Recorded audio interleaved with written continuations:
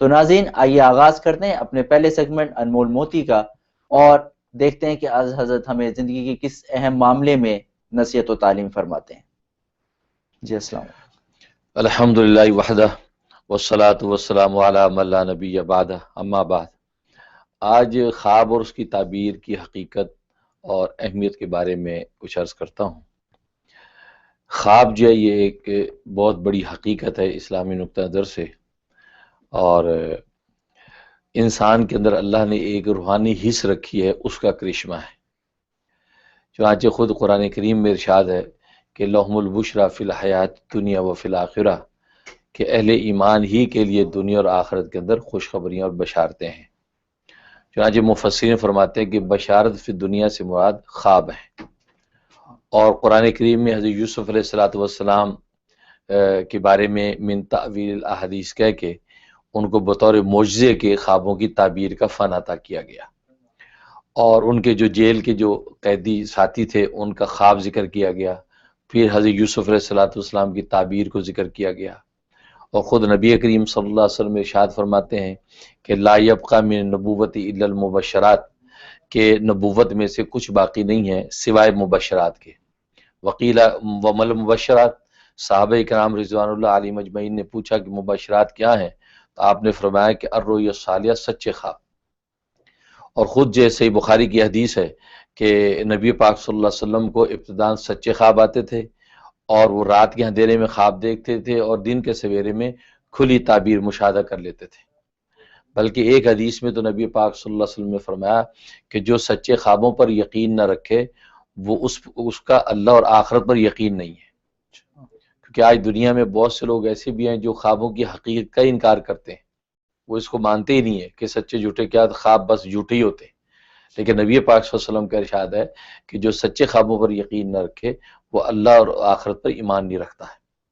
اس سے سچے خوابوں کی بڑی اہمیت ہے، اور خود نبی پاک صلی اللہ علیہ وسلم پر جب وحی کا نزول ہونے لگا تھا اس سے پہلے سچے خواب مسلسل آپ کو آتے تھے، اور سچے خوابوں کے ذریعے سے اصل میں آپ کا رابطہ عالم مثال کے ساتھ قائم کیا جا رہا تھا، اور عالم مثال جو وہ عالم غیب کا مقدمہ ہے، کیونکہ دنیا میں جتنی بھی چیزیں ہمیں نظر آتی ہیں یہ ان کا اصل پہلے وجود عالم غیب میں مقرر اور متعین ہوتا ہے، پھر عالم غیب سے پھر عالم مثال میں منتقل ہوتا ہے، پھر عالم مثال سے عالم مشاہدہ میں آتا ہے کہ جو ہم دنیا میں دیکھتے ہیں ان چیزوں کو۔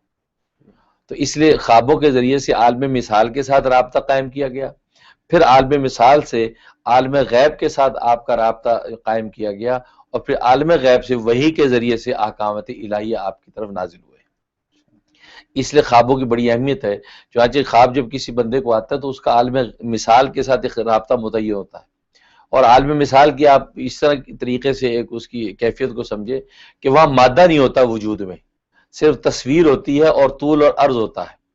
جیسے کہ شیشے اور آئینے کے اندر انسان کا جو ہے وہ طول عرض نظر آتا ہے، انسان کی صورت اور شکل نظر آتی ہے، لیکن اس میں مادہ نہیں ہے۔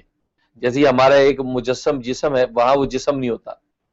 اور آج کے زمانے میں تو یہ ٹی وی وی سی آر کے ذریعے سے تو اس کی حقیقت کو سمجھنا اور آسان ہے کہ ٹی وی وی سی آر کے اندر تصویریں ہیں، چلتے پھرتے نظر بھی آتے ہیں، اس آدمی کا اس چیز کا طول اور عرض بھی موجود ہے، لیکن اس کے اندر مادہ نہیں ہے، مادہ نہیں۔ بھئی یہ ہوتا ہے عالم مثال۔ تو عالم مثال کے ساتھ یہ مناسبت قائم کی جاتی ہے، پھر وہاں سے جو ہے وہ حصے روحانی جو ہے وہ آنے والے جو احوال کو دیکھ لیتی ہے کہ آئندہ کیا ہونے والا ہے۔ اس کو کہتے ہیں خواب۔ اور خوابوں کے حوالے سے خود نبی کریم صلی اللہ علیہ وسلم کا ارشاد ہے کہ خوابوں کی 3 قسمیں ہیں۔ جیسے فرمایا الرؤیا ثلاث، خواب 3 قسم کے ہیں، جس کو آسان الفاظ میں یوں کہنا چاہیے کہ پہلی قسم ہے بشارتی خواب، اور دوسری قسم ہے وہ ملکوتی خواب، اور تیسری قسم ہے شیطانی خواب۔ یہ 3 قسمیں نبی پاک صلی اللہ علیہ وسلم فرمایا کہ 3 قسمیں ہیں۔ اور شاہ ولی اللہ رحمہ اللہ تعالیٰ فرماتے ہیں کہ شیطانی خواب کی آگے 2 قسمیں اور ہیں، ایک خیالات عادی کے خواب اور ایک خیالات غیر عادی کے خواب۔ تو گویا کہ کل یہ 5 قسمیں بن گئی خوابوں کی۔ ظاہر ہے کہ بشارتی خواب تو وہی ہے کہ جو اللہ تبارک و تعالیٰ کی طرف سے، رحمان کی طرف سے بطور بشارت کے جو ہے وہ اہل ایمان کو خواب آتے ہیں۔ جیسے خود قرآن کریم میں فرمایا کہ لہم البشریٰ فی الحیات الدنیا و فی الآخرہ، تو وہاں پر مراد یہی ہے کہ بشریٰ فی دنیا سے مراد سچے خواب۔ تو یہ بشارتی خواب جو وہ آتے ہیں کہ جس کے اندر کسی بھی قسم کی بشارت و خوشخبری ہوتی ہے۔ اور دوسرے ملکوتی خواب. تو ملکوتی خواب جو ہوتے ہیں اس میں انسان کی اپنی خوبیاں جو ہے، اپنی خوبیاں یا اپنی خامیاں وہ متمثل ہو کر آ جاتی ہیں. خوبیاں اگر متمثل ہو کر آتی ہیں تو یہ اس کے لیے بشارت ہے، اور اگر اس کی خامیاں متمثل ہو کر آتی ہیں تو متمثل ہو کے آتی ہیں تو وہ اس کے لیے تنبیہ ہے. تنبیہ ہے، کوئی وعید ہے، کوئی آئندہ کے حوالے سے کوئی جو اس کو ہدایت ہے.